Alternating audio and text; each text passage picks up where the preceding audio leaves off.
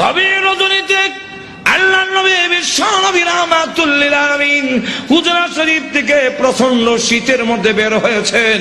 এমনি তাকায়া দেখে একজন বাঁকা হয়ে দাঁড়াইছে, সোজা হয়ে দাঁড়াতে পারে না, কাপড় এইভাবে ধরে রেখেছে। দাঁড়ায় বলেন, আসসালাতু ওয়াসসালামু আলাইকা ইয়া রাসূলুল্লাহ।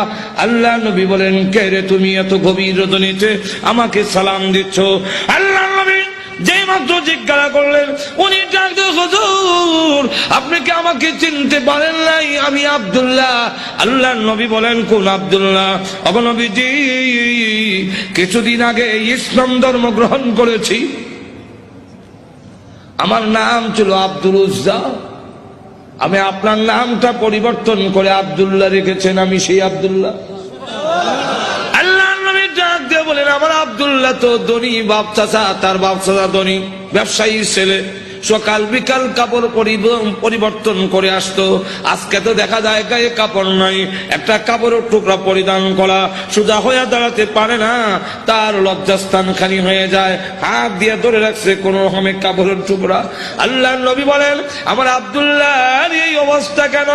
শীতের মধ্যে তরতর করে কাঁপতেছে, কিন্তু কোনো কথা বলে না, কোনো ডাক দেয় না।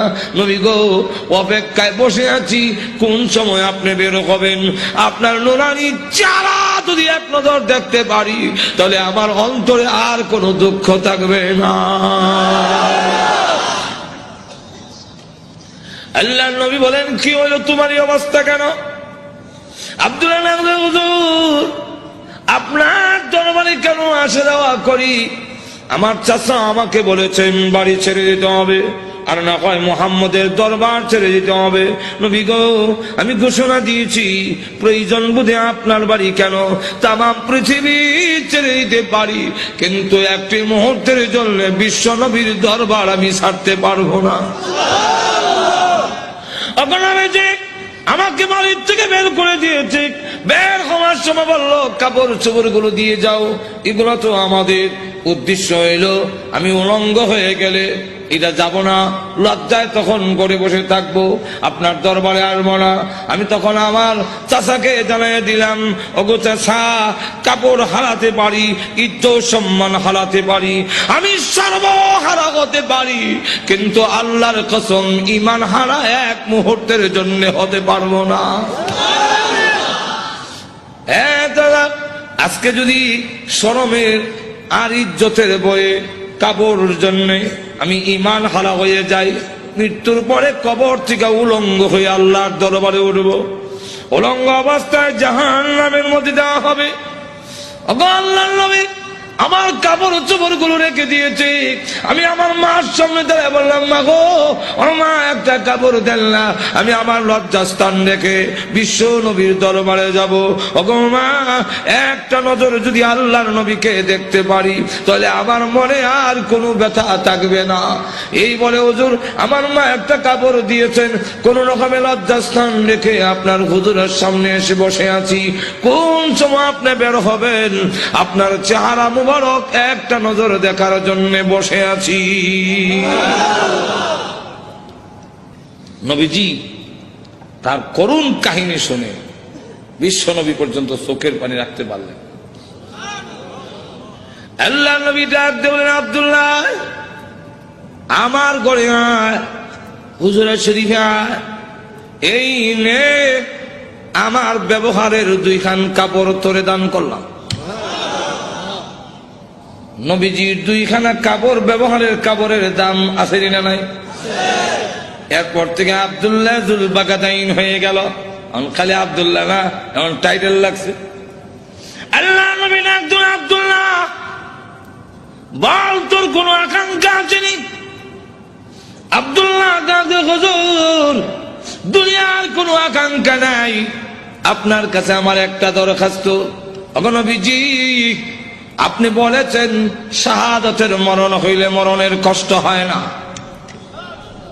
আপনি বলেছেন শাহাদাতের মরণ হইলে কবর গেলে মুনকার নাকির আসে না, আপনি বলেছেন শহীদ হয়ে মরলে কিয়ামতের মাঠে কোনো হিসাব কিতাব হবে না, বিনা হিসাবে জান্নাতে যাবে। তাই আমার দরখাস্ত, ওগো নবীজি আপনি আল্লাহর কাছে বলুন আমার শাহাদাতের কামনা যেন মহান আল্লাহ কবুল করে নেন। নবীজি দোয়া করে দিলেন, দোয়া রসুলের দোয়া, হাত উঠাইতে দিদি আর তো ধরে কবুল হইতে।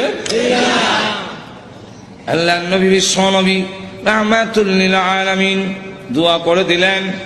এখন আব্দুল্লাহর জন্য দোয়া কেমন কবুল হয়ে গেছে। তবুকের যুদ্ধে গেলেন, কিন্তু তবুকের যুদ্ধটা হলো না, ফিরে আসবেন। আব্দুল্লাহ রাস্তার মধ্যে অসুস্থ হয়ে গেলেন, সেখানে তিনি ইন্তেকাল করলেন। আল্লাহ নবী ঘোষণা দিয়েছেন, আল্লাহর রাস্তায় যখন মানুষ বের হয়ে যায়, রাস্তায় মারা গেল শাহাদাতের সওয়াব তাকে দেওয়া হয়। আমার আব্দুল্লাহকে গোসল দাও, কাফন পড়াও, আমি নিজে জানাজার নামাজ পড়াবো। নবীজি নিজে জানাজার নামাজ পড়াইয়া লাশ যখন কবরের দিকে নিয়ে যায়, নবীজি পিছনে পিছনে যায়। কবরের পার গেলে পড়ে ডাক দিয়ে বলেন, সাহাবীরা রে, কেউ কবরে নামবে না, আমি তার কবরে নামবো। নবীজি আব্দুল্লাহ রাদিয়াল্লাহু আনহুর কবরে নামে দুই কাঁধ হাত উপর দিকে বাড়ায় দিয়ে বলেন, রে আব্দুল্লাহ, সাহাবীরা দে লাশটা আমার হাতে দে। দে আমার আব্দুল্লাহর লাশ আমার কোলে ছেড়ে দে। নবীজির কোলে ছেড়ে দিলে নবীজি এইভাবে লাশটা উপর দিকে উঠাইয়া আকাশের দিকে তাকায় বলে, আল্লাহ আমি আব্দুল্লাহর প্রতি খুশি, তুমিও খুশি হয়ে যাও। আল্লাহ এখন আব্দুল্লাহর লাশটাকে আমার কোল থেকে তোমার রহমতের কোলে আমি স্থানান্তর করতে চাই। এই কথা শুনে সাহাবীরা গইরে কবর পার কান্না শুরু করেছেন। বিশেষ করে সাদ ইবনে আবি ওয়াক্কাস রাদিয়াল্লাহু আনহু ডাক দিয়ে বলে, মাটিতে গইরে কান্না আর বলে, আব্দুল্লাহ রে, এই লাশটা তোর না হইয়া আমার যদি হতো রে, আমার ভাগ্য কত ভালো ছিল রে আব্দুল্লাহ।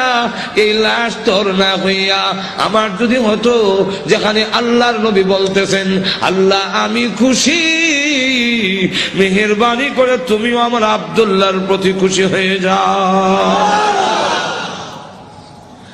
আমার লক্ষ্য করে দেখুন, এইভাবে অনেক ঘটনা সারা রাত বললেও তো শেষ হবে না।